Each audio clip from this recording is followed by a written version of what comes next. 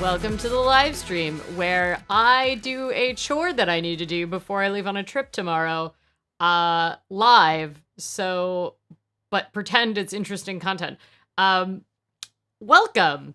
I am leaving very shortly for a trip to Austria and Slovakia for 10 days.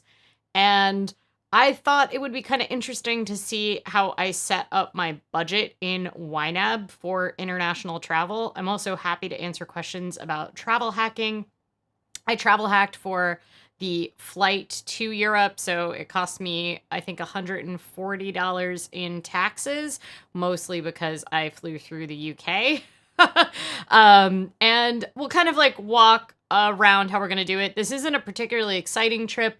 As people that have been here before may know, I went on a trip to Finland to see the Northern Lights and ride on some reindeer in December. And that trip was like a lot more touristic.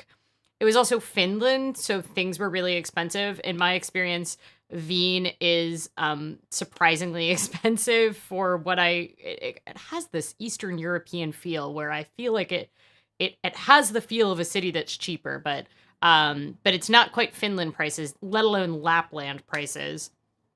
And I am going because Erin has a work trip to do.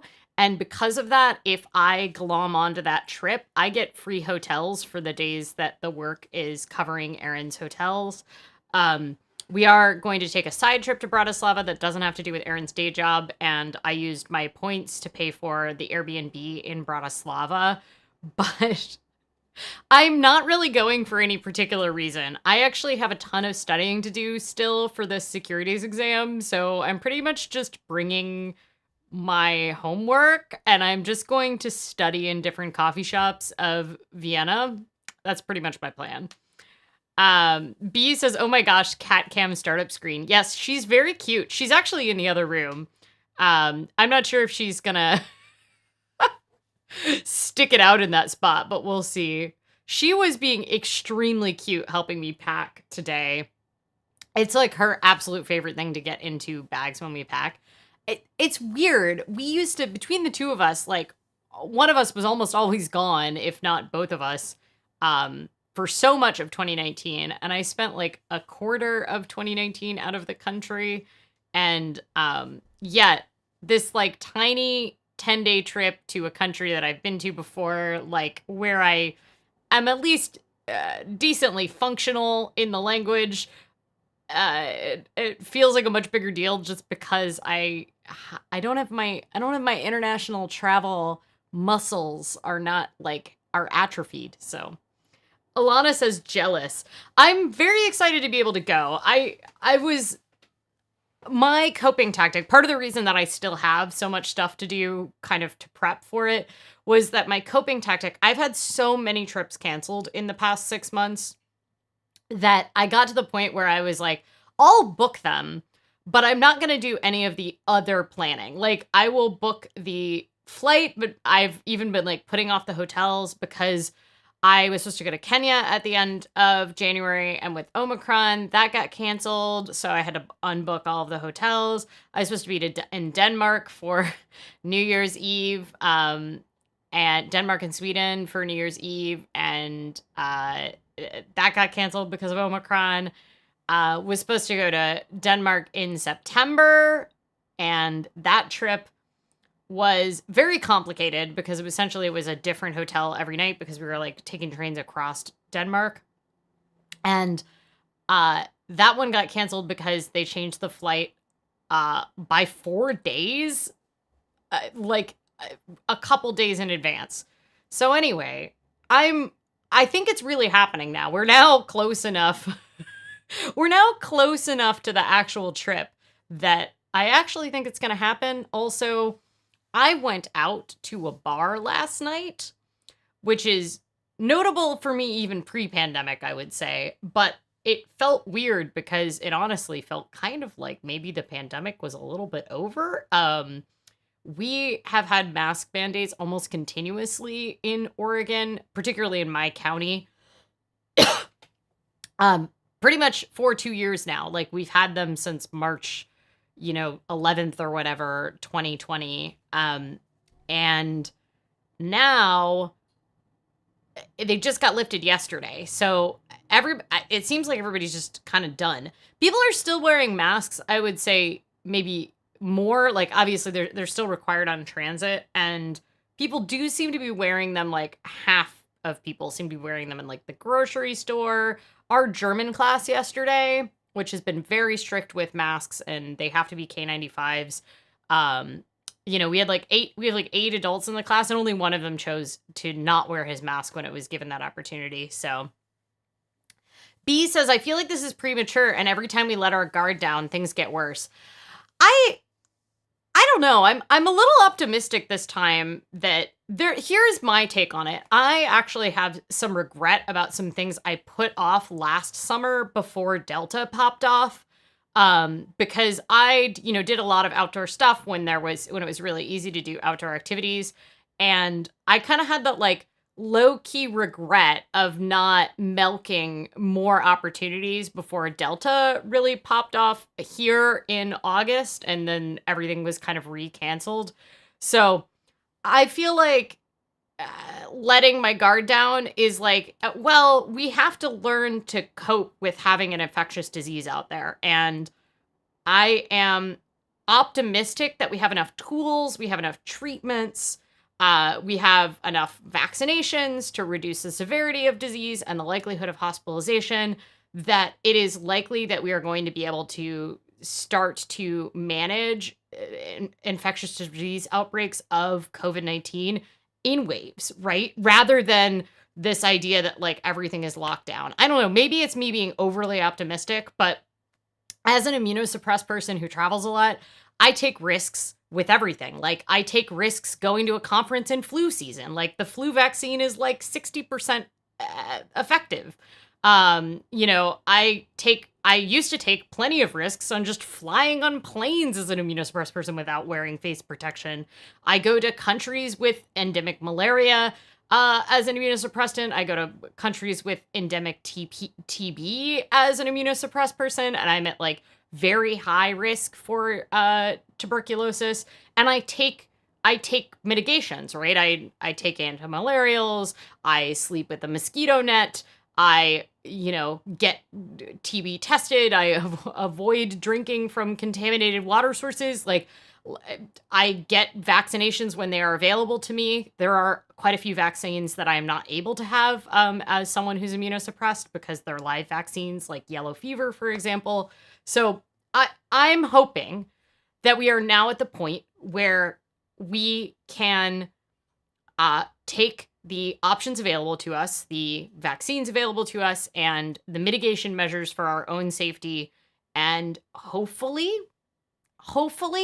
we can ramp these back up if we need to. Like, I think one of the big arguments for actually relaxing mask mandates with low cases as we have them now in my county is that if things do peak, we can bring them back, and it's less like we're going to be able to tolerate it a bit more. I don't know. That's my hopefulness. Abel Jack says, no more mask mandate in Washington, D.C. Face freedom. Yeah, I'm really, obviously I'm still wearing a K95 on the plane. My big worry, in addition to the possible risks of contracting COVID, like my big worry with international travel is I don't particularly want to end up with a positive test and then not be able to re-enter because that, requires me to spend more on accommodation and everything. Not to mention, like, disrupts my plans coming back. So hopefully, no contracting it. We'll still be wearing it on transit, including trains and local transit. I'm still wearing my K95 at the rink, and that is because it's just like a very large public place, and I've gotten really used to working out in a K95. I'm not going to say my skin loves it. My skin hates it, but yeah.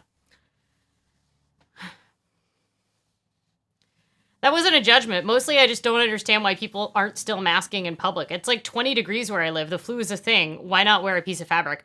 I mean, the thing that I kind of found with the masks when we were in Finland was when it's 20 degrees outside, I'm assuming you mean 20 degrees Fahrenheit, is like the masks are incredibly frustrating as far as the, like, if it's super cold, they get like connected to your face. And then if you wear glasses, they fog up your glasses a bunch. So yeah, I think my skin is the other reason that, like, when possible to not wear it, I will not be wearing it. But indoors, I'm almost definitely going to wear it whenever possible. But yeah. Abel Jack says, mostly the answer is I don't want to. Yeah, I think especially for people that have been in occupations where they've been required by OSHA, by CDC to be wearing masks at work for, 10, 12-hour days. I think a lot of people are really optimistic about life without masks for a little bit. So yeah, I don't know. That's I don't know. I hope I'm not just being, like, wildly optimistic. I mean, I'm getting on a plane this week to two foreign countries. So maybe I am being wildly optimistic. I'm still, like, at the point where, like, we went to the bar last night, but we sat outside even though it was torrential rain, but it was like they had a tent. But and I would, like, put my K95 on when I went into the bar. But then there were a bunch of people, like, in the bar that were drinking, so they had their K95s off. So it just kind of feels like, I don't know.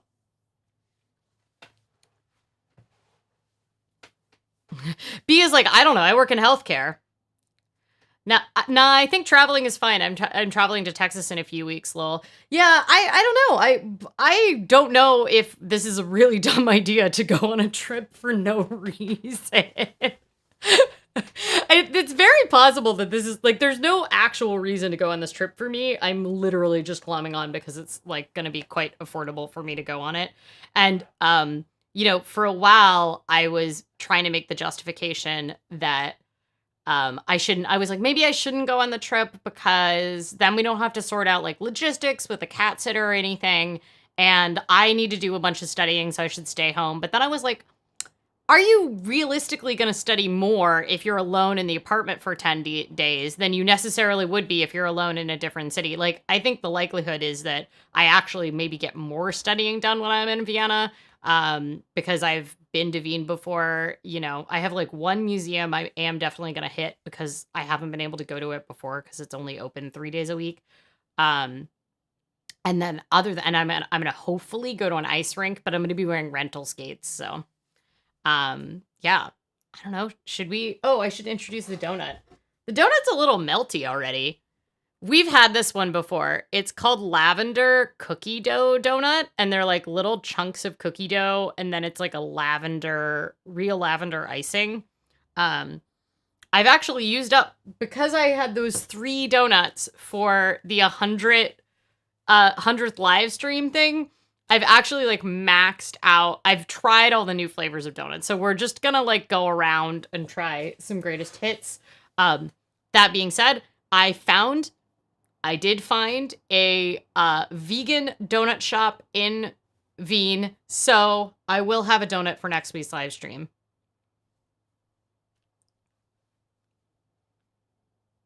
B says, weird combination, but it must not have been bad if you're having it again.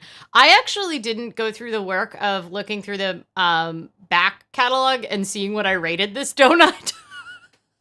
So I don't really know what I gave it. So we'll find out. It wasn't so bad that I decided I didn't like it. All right. Let's talk about how I budget. Do I need to share the screen? Okay, so I use YNAB as my main budgeting tool, but one of the downsides of YNAB is that it doesn't have multiple currency support. So what ends up happening is I have to make a new budget for a new currency. And what is nice about this is I tend to have different expenses when I'm traveling. So when I am traveling, I will make a budget denominated in whatever the currency that I am predominantly going to be using when I'm traveling is. And then I can have kind of categories that I wouldn't have in my my, like, regular budget. And then what I end up doing is I will, it sounds like a lot of work, but it doesn't honestly take that long. Once I'm done with the trip, I will just add up the total for each like category rather than the individual transactions, and I will input them essentially in bulk. So if, for example, like here's let's go back to where I was in Finland in December. And this is my non-work travel category because I have a separate budget for my work. So anytime something is like a justifiable business expense for me when I'm traveling, that would go in my my work budget because I put it on separate cards and I keep those separate. But you know, in the case of the things that were euro denominated, essentially I was just recording them as transactions in my euro denominated budget, and then I would in bulk kind of put it in here. One of the things that I actually spent a ton of money on for this Finland trip was just having to get cold weather clothing. So I'd been saving in this travel fund for quite a while, with the end goal being this trip that I was supposed to take at the end of January to Kenya. And I had already purchased the flight, so this was just meant for everything else. But I ended up putting all the money back in the travel fund. And that's I don't count that towards savings. I just count that as my general kind of travel fund. So I only have $960 across all these categories. Sorry, I just touched that and then everything moved. Okay. I only have $960.72 across all these categories, which is a lot of money, but not that much money when you consider that I'm planning on doing other trips. Here's the basics though. So I booked the flight using American Airlines award miles. And so it cost me 52,500 miles. I have been sitting on miles. Like I accumulated tons of miles pre-pandemic and during the pandemic, mostly from signing up for credit cards. And this is credit card bonus miles I got from a American Airlines business card that I had. So I got like around 90,000 miles or so, I think, total.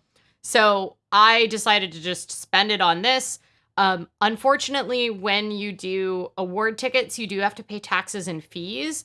The taxes and fees are always more expensive if you are flying through the United Kingdom because they put a fuel surcharge on all awards tickets, which I think theoretically maybe it makes us like swallow the cost of climate change that goes into flights a little more.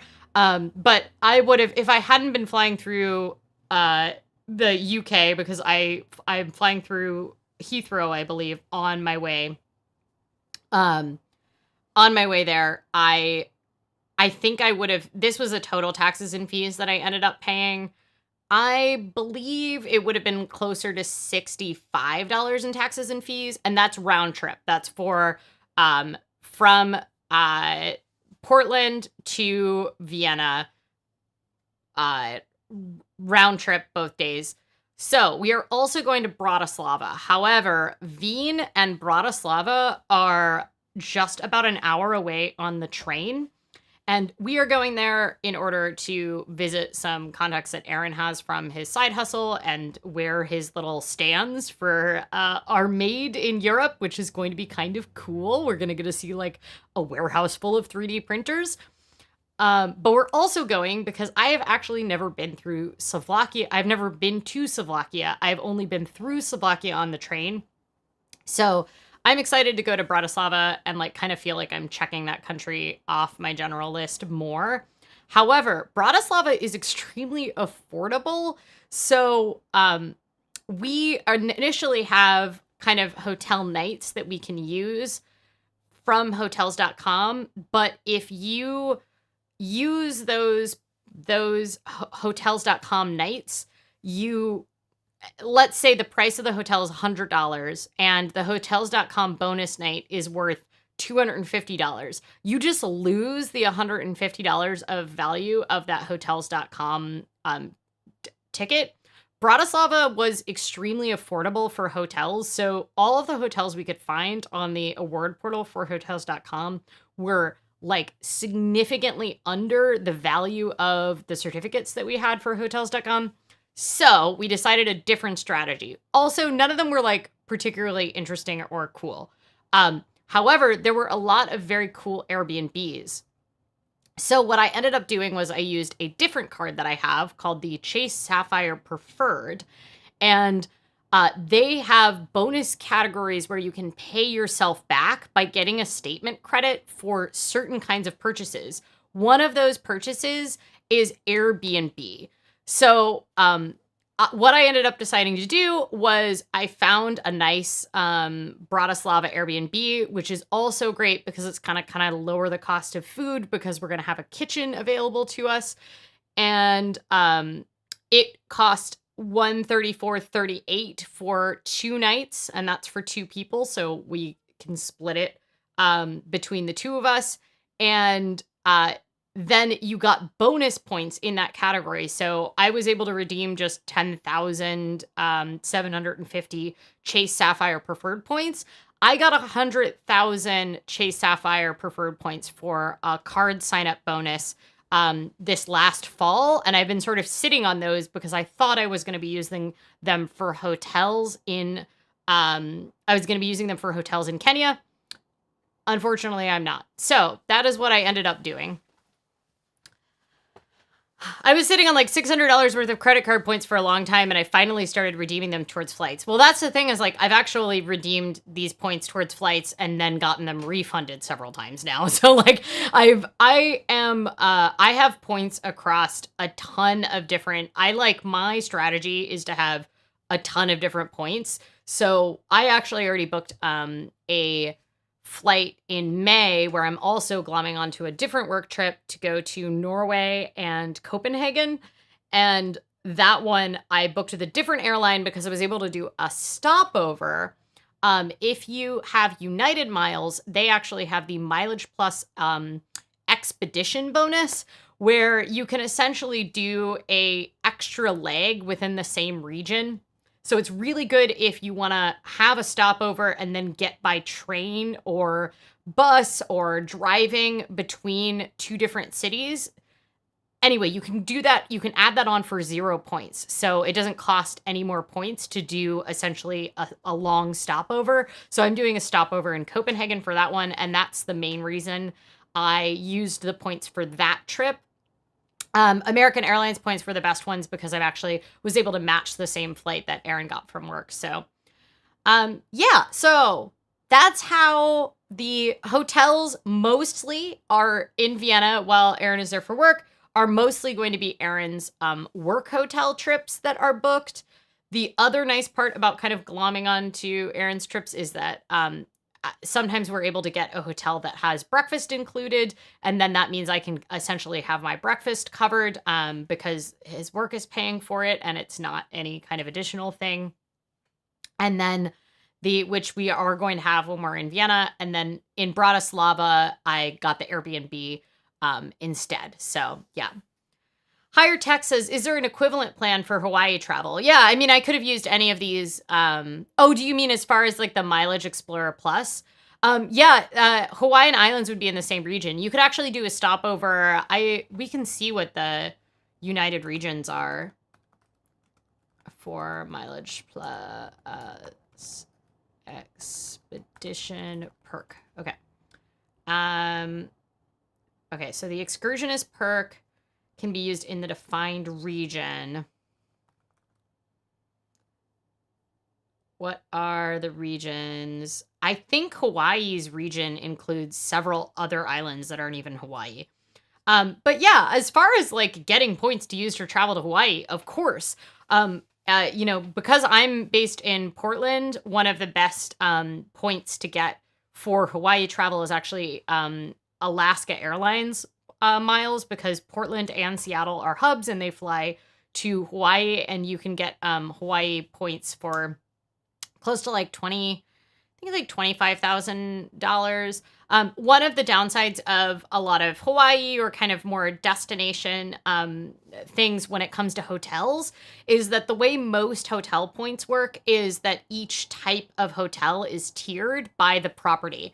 So if you want to go for a super resort style hotel, which most like hotels that you might be aiming for in Hawaii are going to be classified as like resort style hotels, it's going to cost you more points, right? So it costs less Hilton points to stay at the Hilton in, you know, I'm trying to think of the Hilton in Fort Worth than it does to stay at the Hilton in, Honolulu. And that's because it'll be kind of classified as a resort. So this is what we're going to do. I am going to try to see if we can realistically budget for this 10 days for under 400 USD, which will be 366 euros. So we know that we have 960.72 in here. I usually do like to leave a lot of buffer kind of in the categories. This is how the budgets usually work. So we can see, we can go look at...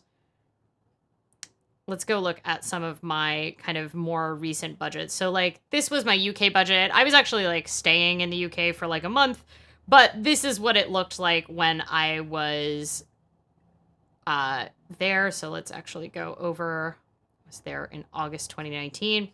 So what I essentially do is I will only put the accounts that I'm going to be using. So I had cash, which was my pounds cash that I had.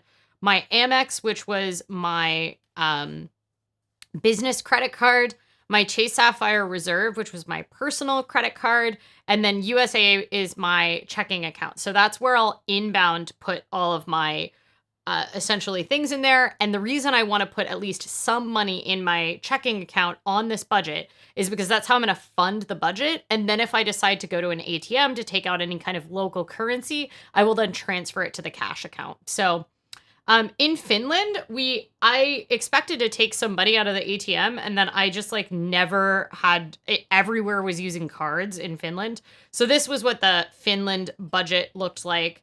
And I had lots of money left over, but you can see that there was a lot of categories that are kind of specific to this Finland budget, like glogi ja coffee, which means glogi is like a hot kind of, it's kind of like glühwein, but you can get it non-alcoholic. And ja means and coffee. I don't know why I did that, but I just thought it was cute.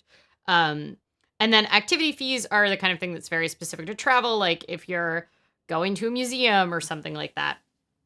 So the big things that I really need to budget for, though, are any taxes and fees that I expect to pay, any COVID-related expenses. However, I looked it up and we are able to get tested for free in Austria because we need COVID tests when returning to the US. And food is the biggest one by far, and local transit. So I already put together, I essentially made a new budget called Austria/Slovakia, and it's denominated in euros.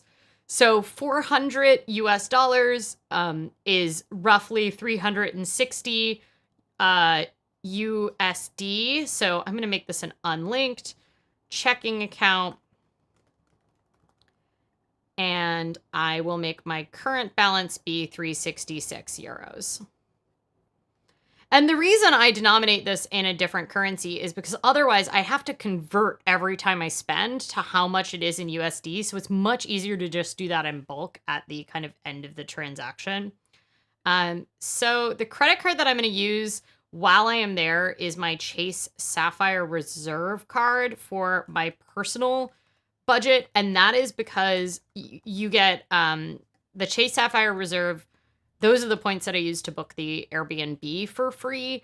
And those Chase Sapphire Reserve points, you get sometimes 2x and sometimes 5x on dining and travel expenses, which are going to be most of my expenses while I'm there. So current account balance is going to be 0, which isn't actually true for my card, but that's all that's relevant to this budget. Hey, Minnie, thank you for joining. Okay, and then I think I'm going to be using my Biz. I think I'm using my Biz United card. Chick Noir says, "Oh, Chase Sapphire, an excellent card." I agree. So this is the first time that I've had the I actually wrote the reserve, but I have the preferred now.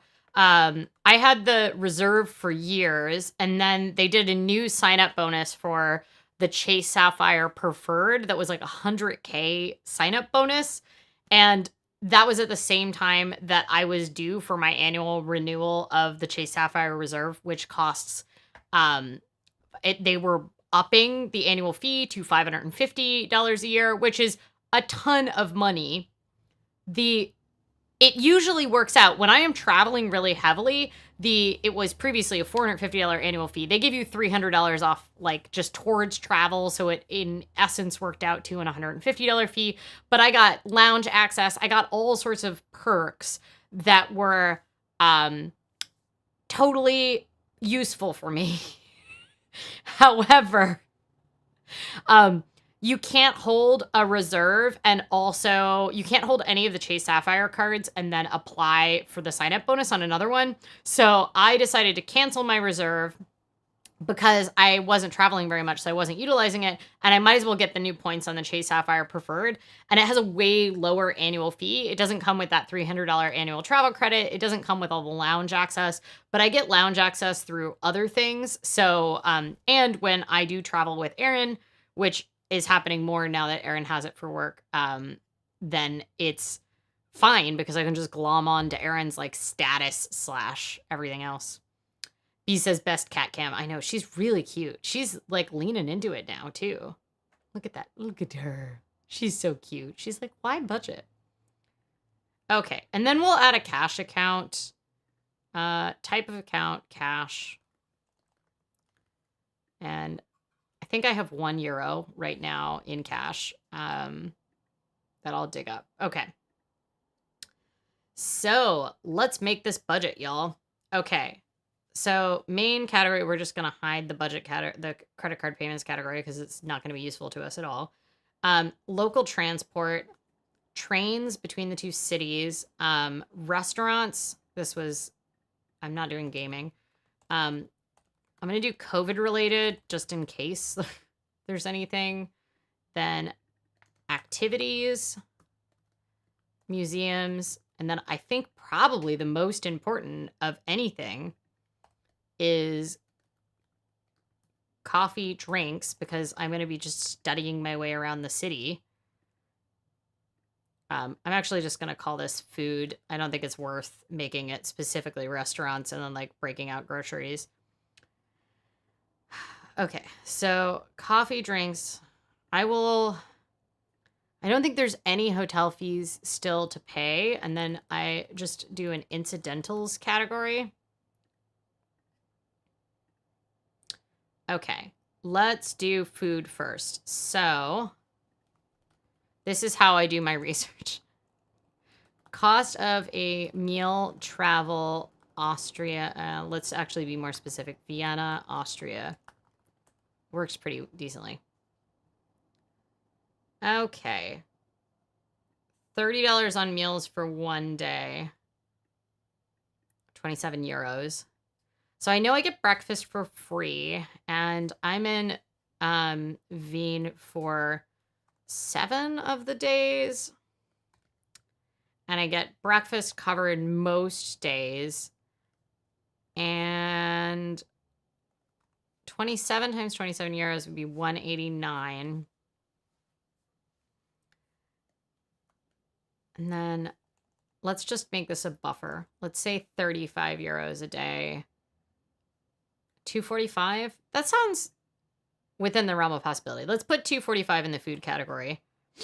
That seems pretty generous. I'm a pretty cheap eater. I will also totally like go to the grocery store and then like make myself food in my hotel room. We also have access to an executive lounge at the Hilton that we're staying at. So the advantage of that is that I'm going to be able to get snacks and load myself up for when I go out for the day. Okay, then coffee if we want to assume that I'm going to spend €5 on coffee, let's actually say including tip, not that I tip quite as much in Vienna, and I'm doing 10 days. Let's say,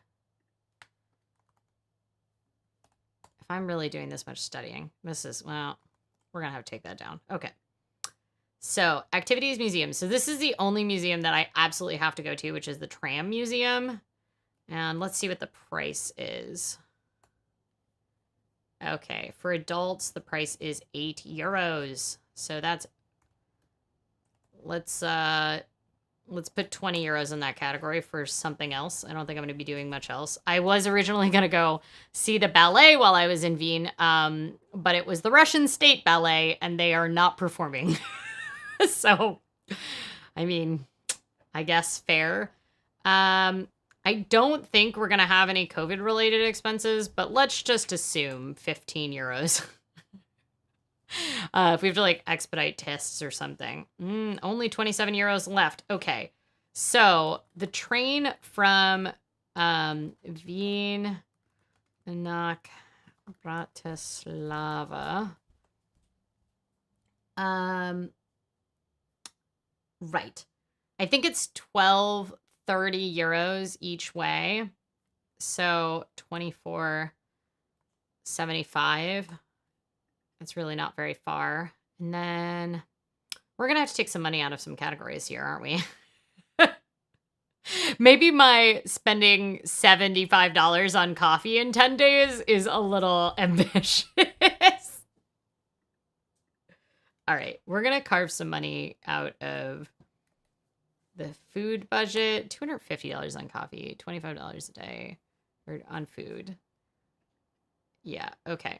Now, I'm probably going to mostly be walking in Wien because it's quite a walkable city. And Bratislava, I believe, is, but I think we may end up having to take like an Uber or Lyft to one of the places that we're going. So, day ticket transit Bratislava. Let's find out.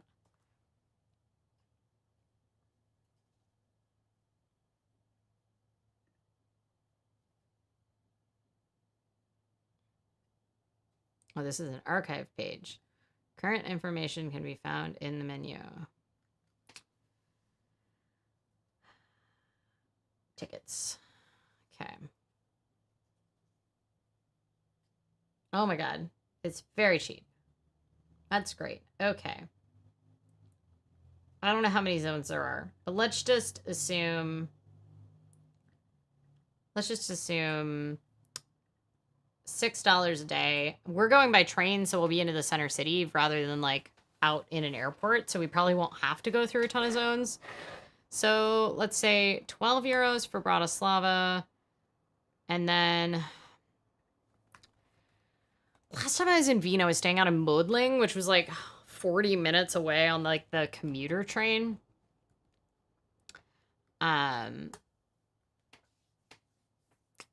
Minnie says, I'm anticipating starting my accounting degree in the fall, so travel out of Canada will be on hold till after graduation. That's exciting, though. Is that for financial reasons, or are you not allowed to travel out of Canada when you're in school for accounting? Like, is there like restrictions on it, or it's just like you're gonna be busy or not have the free-flowing money for travel? Yeah, I'm definitely only going on this trip because I'm able to. All right. Y'all, where should we take some money out of? We need to put some money in the incidentals still. I'd like to have at least €20 in the incidentals. And oh, I should also add a gifts category.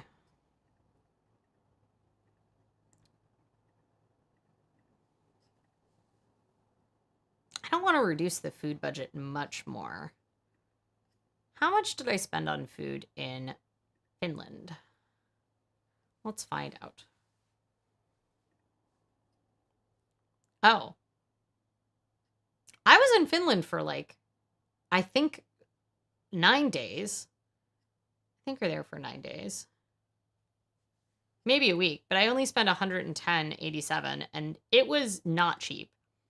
Okay, this is interesting. I just don't think I can budget time manage travel with college studies, but I think my country gives a tax credit for staycations. Oh, that's good. I was worried it was like one of those things where, like you are stuck there because they think it's like sketchy if you leave the country while you're accounting degree, like for fiduciary reasons. I don't know. All right, y'all. We're going down to $200 for the food so that I can put the rest in local transport. This is not going to be enough money for transport, I bet, in Vienna. We'll do 13 euros there. We're going to put 7 more euros here. All right, so rough conversions. This would be about $50 for transit. This is an interesting question. Vienna to Central City train cost. I guess I could just search on their website. I can actually like read their. I don't know what their. Here, search in German. Vienna, Bonn. Okay, it's ooh baby, and oh, this looks like the long range trip. Oh, it just did it for me in English. I guess I could leave it in English.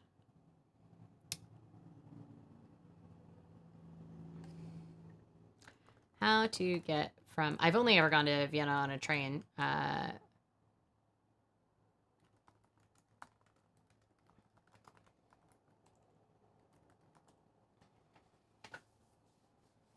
Minnie says they're starting to stop mask mandates here. In spring break, they had a lot of out-of-country travelers. Plus, I have to be careful living with MS. Yeah, I think you got here a little late, but that's what we were really talking about at the beginning was like the mask mandate just got lifted here for the first time since essentially the beginning of the pandemic yesterday. And I keep having all these questions about like whether or not I'm doing the right thing by going on another trip. But there's this other part of me that feels like it's better to seize it before whatever the next variant is out there. And this is relatively, I'm not going somewhere where like malaria or TB or something else that is more risky for me even than COVID because there's no vaccines available. 30. Oh, that's taxi prices. I just read that and I was like, 36 euros? 24 euros? What? Oh, that's for 2 passengers. Lord all freaking mighty. Okay. 12 euros for the train, and it takes 16 minutes. Okay, that is a feasible amount, but that means that we need at least 24 euros in there.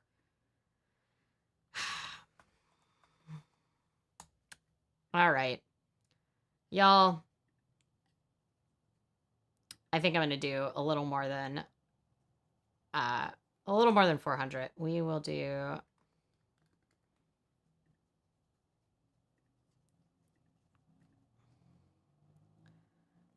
$30 more euros in here. And I think we can do this now. All right. There we go. I think this is the budget, y'all. So the incidentals is kind of just where I like stash money, and I'll move money around once we're there and it becomes more clear, like if coffee is a lot more expensive than I expect or I'm spending more money on food. The nice part about this is the total is 397 euros, which is $433.78. So my total, if for some reason this just can't hack it, I have money in that travel category in my main budget. I have $960 in there. The thing is I don't want to totally drain that travel fund because I'm not putting a lot into it right now. And I have another trip in May, so I'd like to actually just like leave some in there rather than have to keep stocking it up. So I don't necessarily want to get down below the 960 in there. So yeah, I think I think that's it. That is how I budget for international travel. So once I'm back and I essentially have all of these transactions done, then what I will be doing is I will be automatically I will be transferring them over in bulk as just a single line item into my main budget. As you can see, I do sometimes even like if we go back to like September 2016, another one where I was glomming on to one of Aaron's works trips, but then I kind of turned it into an Oh My Dollar trip as well. I sometimes the categories will be like broad enough that I will just make it like Australia trip and I won't even. So like we go back to I was in Australia in September 2019.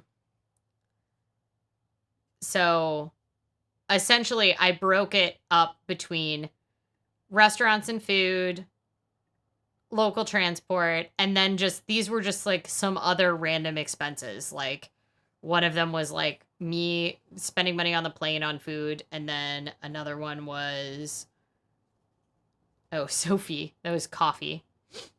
I was paying Sophie in person. So yeah, it's just like one of the tactics I use, like incidentals, was going to getting to hug a koala at Caversham. Totally recommend. Oh, and getting to see kangaroos. Although you can see them in lots of places, but they mostly seemed unimpressed with the humans visiting them. Minnie says, we can't control sickness. We have to enjoy our lives. I agree. Anybody have any questions about budgeting? Should I dive into this donut? How about you can muse on your questions about budgeting for travel while we go? Either logistical questions about like how I do multiple currencies, how I choose which cards, any of the questions about travel hacking. I have done an entire live stream on travel hacking and like how to figure out which cards to get for which type of trips that you want to go on. So I will try to link to that in the description below if I can't find it during the stream. But I'm happy to answer at least some questions about travel hacking. It is a kind of complicated hobby, but I can explain the brief overviews of it. But it really deserves its own live stream or 2 or 3. So this is the lavender cookie donut, and I think it's melting under the lights.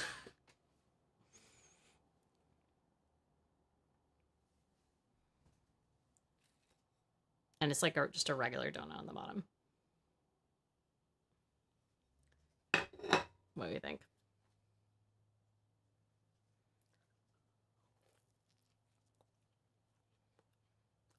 Oh, yeah. The lavender flavor is very rich.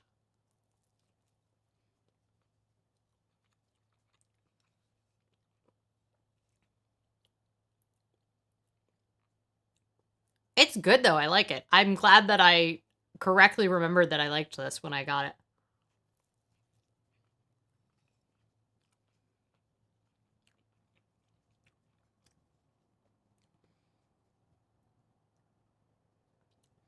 The cookie dough is a little more melted than it was this morning, but it's still pretty delicious.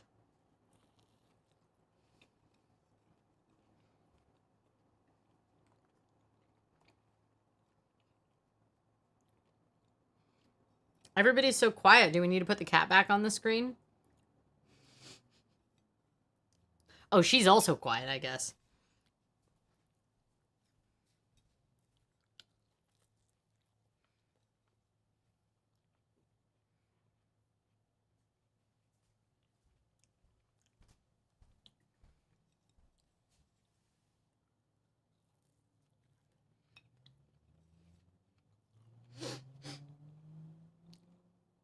The cookie dough is like melting off the donut, but the cat is really cute.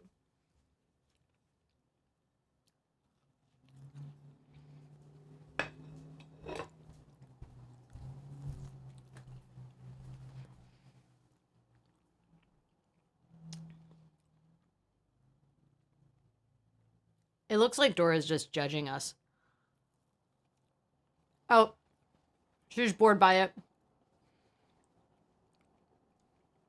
She is a new friend, though. a llama plushie from Australia just arrived, and it's like the size of Dora. It's probably bigger than Dora.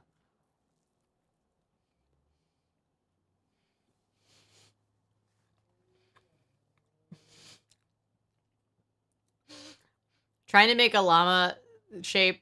It's not quite in frame yet. There we go. Look at llama friend.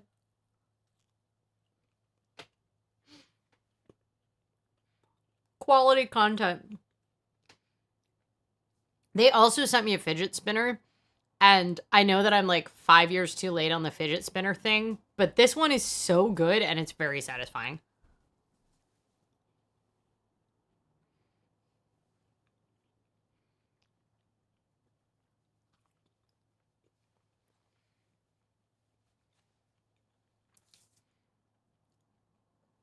Well, clearly I ate that very fast, so it must have been pretty good. I'm gonna... What am I gonna give it?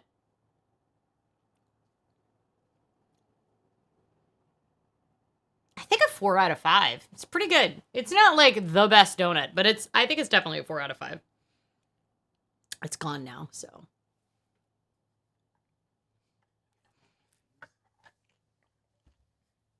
I like expect Dora to like reach out and grab things there. All right, y'all. I think I gotta go pack. I already packed one of my... I kind of packed my bags, but the electronics situation is like, they're like charging. I'm not actually sure I have all the appropriate cords. I to Finland only brought my iPad, which was an effort in trying out if it was like possible to just have the iPad on a trip, and it totally was. But this trip, since I'm just going to be studying all the time, I actually am trying to bring the iPad and my laptop at the same time, which, considering I'm traveling in just like a small carry-on backpack, kind of a lot. So, all right, y'all. Well, our flu for the week is clearly Dora. And next week, I will be in Wien for next week's live stream. It may be... Dora is bigger than your suitcase. No, so the suitcase is like, it opens both ways. It's very cool. So it's a backpack. I have it here. It is a backpack, but it opens like a suitcase. So it's very cool. It's from the Alpro 28 liter from, gosh, like Cotopaxi, and it's Del Dia, so it's made with like tons of colors on the inside, which I love. But to show you just how like small it is, this is it fully packed with 10 days of stuff and electronics. And maybe this looks giant, but I think it's important to remember that I am 1.5 meters or 4 feet 11 inches. So I am super tiny. So the fact that this doesn't look like I'm fully backpacking, it just looks like a big backpack on me, is really notable. It's also like quite light, but it's quite durable. It's really colorful, and initially when I got it, I was worried that it was like too colorful and that it would make me look too much like a child because I'm so tiny. So having a giant, super colorful backpack, I was like, is this just gonna make me look too much like a child? But B says, I use the Tom Bin Western Flyer and it fits about the same as that on me as it looks on you. Also, it's a suitcase that's a backpack. Yeah, the Tom Bin ones didn't have the right dimensions for me. So the big thing for me is that I need the dimensions. I also don't like their aesthetic. I don't like as much. I have looked into Tom Bins because I really like bags. The problem for me is that I have a really short back. So I need my torso really realistically for a bag to not hit my butt. It has to be less than 17 inches tall, and almost all of the kind of travel backpacks that open like a suitcase and stuff like that are really, one, they go a little too far out if you pack them, but two, they tend to have at least 19, if not 20 inches of the top part. Yeah. Minnie says, my suitcases are bright pink. I tend to leave the airport quickly with them. That's awesome. I desperately wanted a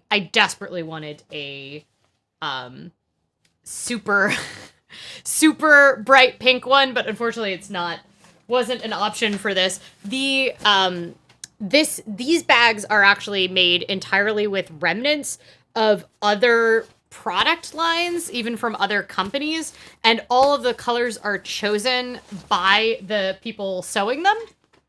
So the folks that sew them get to make each one unique and do cool designs, and it's really very cool. The other thing I like about it is that it has reinforced handles on all four sides, so it's super great because you can stow your straps in it in the back if you need to like throw it into overhead compartments and you don't want the backpack straps dangling. Yeah, it's a very, very cool. It also has a rain cover integrated in it. Has lots of very neat pockets. Like it's this front pocket I love because it's like a super easy to get to, but it's quite big. The only thing that I really hate about this one is there is no water bottle pockets. But I bring a small personal item day bag, and that does have water bottle pockets. So that's the one that I take to my seat anyway. Fuzzbubble says, wow, we need a video on how to pack so small. I mean, there's a lot of people that make videos on how to pack small, but I did do I actually used a even smaller bag I used like a child's backpack for my Trans-Siberian trip, which was to 17 countries over 30 days. And I took a DSLR on that one, which I am not. And this was the full packing list. So, that's essentially what it looked like. So, here, anomaly.world/packing is my list. I think the big thing is that it is... Oh, I can't drop that link in there because I don't have it open. The big thing for me is that it is important to remember that while I am limited on how high of a backpack I can have by my size, there is a huge advantage to being really tiny in as far as packing small, because while I have less volume to carry stuff, my clothes are significantly smaller than a lot of other people's clothes. So it sucks that like almost any backpack will end up being like a pretty high percentage of my overall like body, both vertically and horizontally. But the other advantage of that is that my clothes really packed on really small. The other thing is I do tend to get a lot of merino wool, and what's nice about that is you can wear it again and again and it doesn't smell. So that's what I end up doing. But I'm only bringing one pair of shoes for this trip. I'm bringing my kind of like comfortable walking, but like slightly fancy enough sneakers with like velvet laces that are bright red. They're like leather waterproof sneakers. It's going to be around freezing while we're there, but then getting up to like the high 40s, so like 15 Celsius. So that's essentially like that's my plan. I'm not gonna impress anybody with my fabulous outfits. I have a really great, fantastic coat, so that can hopefully dazzle people where I don't have any other dazzling to be done. So yeah, we'll just have to do our best. I am still packing a crinoline though, so. But I'm not bringing any other regular shoes. I'm bringing running shoes because there is a gym in the Hilton, and I won't be able to. I'm gonna like go to a rink, but I'm gonna have rental skates, so I'm not gonna be able to get real work in. All right, y'all.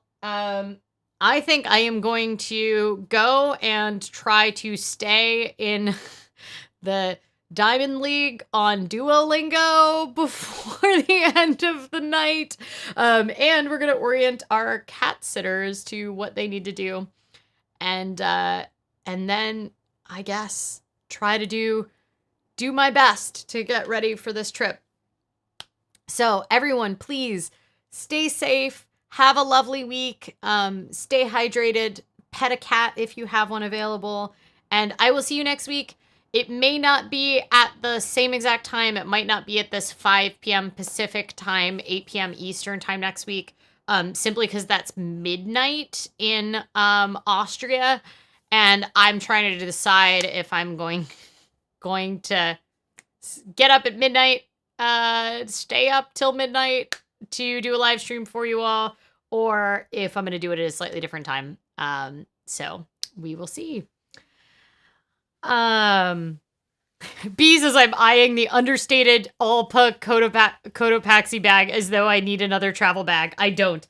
So what made me justify getting this, I have a lot of bags, but what made me justify getting this was that going to Finland, it was going to be so cold and I needed to bring so much more stuff than I usually do that I was like, I need to get another bag. And I really like it, and it's probably going to be my travel bag for years to come, so. All right. Higher Texas cat therapy is often awesome. Safe travels. Thank you all. Have a lovely evening and lovely week, and I will see you next week with probably a little more economics related stream. Bye.